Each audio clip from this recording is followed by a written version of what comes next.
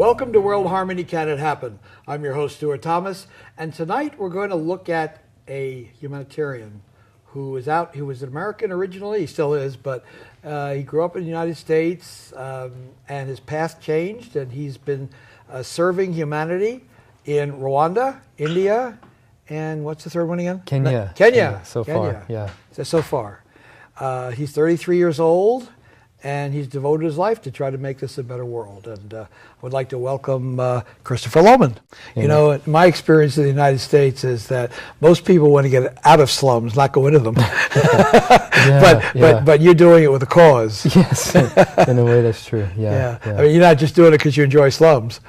No, it's just, it's sort of a missionless mission. I just feel called to be doing this work that I'm doing and basically go where I feel called to go. And I have no problem, living in a slum environment. You actually find a lot of community and, there's good qualities to be found there outside of just, the sanitation issues. Well, you and I have talked about how you got into this. I think our audience might be interested too. Sure. You grew up rather traditionally. And then I had an experience in London in my senior year of college that it was a very powerful experience. And it was with an Ayurvedic doctor. So Ayurvedic medicine is a form of traditional medicine native to India.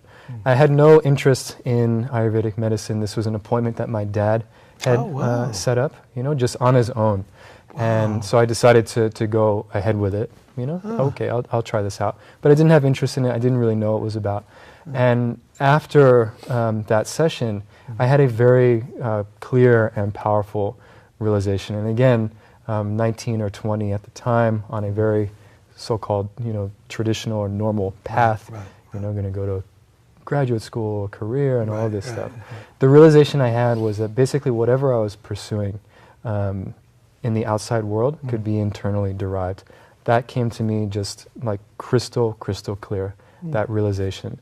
And I also recognized that traditional medicine, this tool, Ayurvedic medicine, what I experienced in London, was a means of realizing inner potential, cleaning away internal dirt so your potential can come out into the world. And if that can happen, then there's really nothing to worry about. Life becomes effortless. That session and that realization I had totally changed my life. I came back to New York City with no interest in continuing the law school path that I was on.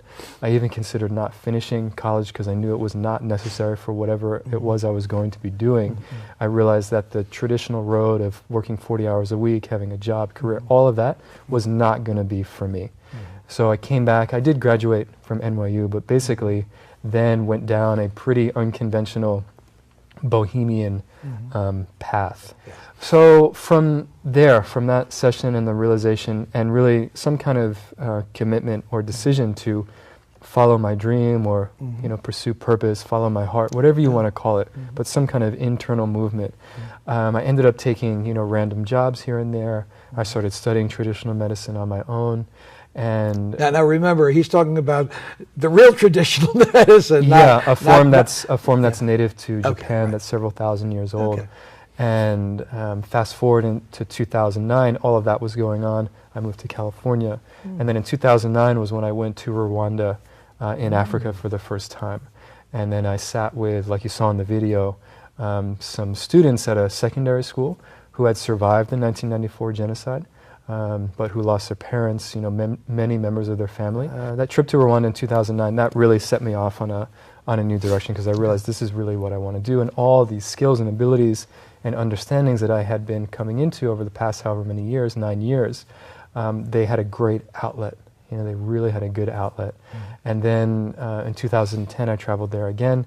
And then late in 2010, I was just ready to do something more expansive with my life. And that was when I made the decision to do this long, relatively long journey overseas, which I just wrapped up now. And what it did effectively, again on the personal side of it, was merge these two worlds that were basically separate. Now, I'm not so much worrying about money or paying the rent and paying the bills. Basically, I know that I'm doing my life's work and that the money, will be there to support it.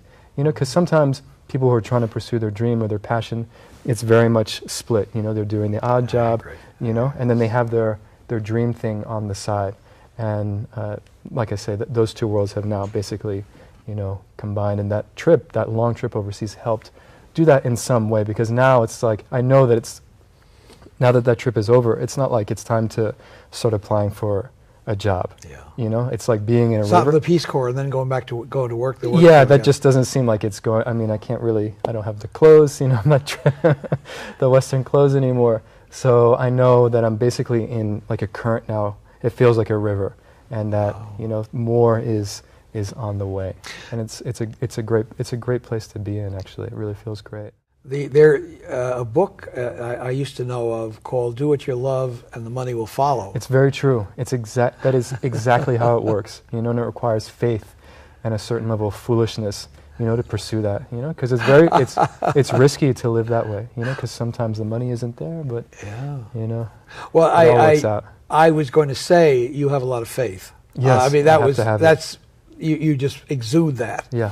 When you said foolishness, it kind of made me chuckle a little. Yeah. But I guess you're right. Yeah, because the decision I made in 2009 to stop, this path that I was on, going to law school, I probably would have been very successful had I gone down that road. Would have. My father was successful in New York City. Probably could have connected me to law firms and, done deal, right? Yeah. So a lot of people say, "Oh, you should have done that. You could be making hundreds of thousands of dollars," right? But I probably would have been miserable at the same time. So that was foolish on a certain level, but very smart on another level. Depends on how you look at it. And I think for people who are at home listening and who have some kind of dream or there's some passion, they know there's something else out there for them, and they're wondering, well, how do I sustain myself and how do I make this switch? The most important thing to do is to take the first step in the direction of the dream. That's often the hardest step to do it, because you have to challenge ideas about impossibility. And basically, this is what I teach all of the children in the slums as well, children who are coming from... For teaching. Yeah, because it's the truth. So it's always taking that first step that's the hardest, because you have to really challenge that idea of how am I going to do this, and how is it going to work out, and can I sustain myself? That would be a big one, I would think, in terms of you've got to have faith. That's why you have to be, entrepreneurs or people who pursue their passion are a little crazy, because, they don't listen to those concerns. They just follow it anyways. And that's it. I teach this precisely to children who are coming from families who are earning around $1 a day, who have no hopes of going to college, and who are pretty much destined to stay in poverty. So the first thing that goes when you're in that kind of situation is your ability to dream, because again, it's impossible. I don't have the money to pursue my dream. And it's true on a certain level, but it still should not prevent you from taking the first step, because what happens always is if you take that first step and maybe a second or a third, and then you run into a challenge like the money isn't there, or you need some resource or something, you find that it arrives. You always find... I've heard that. Yes. There's Joseph Campbell, he's a great quote. He says, when you follow your bliss, doors open where they didn't open for other people. Something along those lines. When you follow your bliss, when you follow your heart, doors start to open. It's been working for you, that is. And that's precisely entirely 100% how I live my life. Well, it's incredible. And somehow it works out. Well, I think you're an inspiration, to be frank with you, that you've got the faith that it will work out. Yeah. And you're attracting enough to keep it going and doing it. Yeah, definitely. And you're living what I believe is a very important aspect of life, which is being fulfilled in the process. That's absolutely right, yeah. People may be very successful, rich, famous, or powerful, but if they're not feeling fulfilled, that's right. There's something lacking. Yeah, and I think that was part of what I realized in 2009. That it's much more important to feel that inner fulfillment and the meaning, and that only comes when you're living life in line with your purpose or your heart. You must have concerns about your sustenance at times. Here and there. Well, I mean, for everybody who's listening. I don't have like money in savings, right? I don't have stocks. I didn't earn. I don't have a lot of wealth that I inherited. Right. So all of my money comes from other people, donations. There's also a foundation in New York City that's been paying most of my expenses. Oh, very good. So, but the way it happens is based on inspiration. I don't do formal fundraising. I don't ask people, formally for money. Of course, if the opportunity arises and somebody's interested in supporting my work, I'll mention, okay, this is a way you can do it. But it's not like knocking on people's doors, handing out flyers and doing marketing and campaigning and all of that. What I do is share as truthfully and lovingly and honestly as possible, which then, hopefully, if I'm doing that right, it inspires others on their own. Something will awaken in them. And typically what happens, and what's happened on this trip as well, it's a good example, is then they approach me and say, how can we, help you, or how can we get involved in what you're doing? Something along those lines. And that's precisely, the way that I want it, because I know that person is not acting off of my manipulation of them, right? Not my persuasion. They're acting on their own heartfelt inspiration. Because they initiated it. They initiate it on their own, and then you have to understand that money then flows into my projects, almost 100%.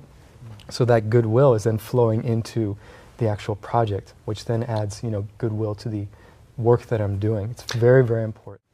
Here in the U.S., it's all about personal survival, right? Your personal survival is your business, and mine is my business. And if I'm in trouble, that's my trouble, right? That's not your problem, because you're working, getting by, and so it's upon me to do the same.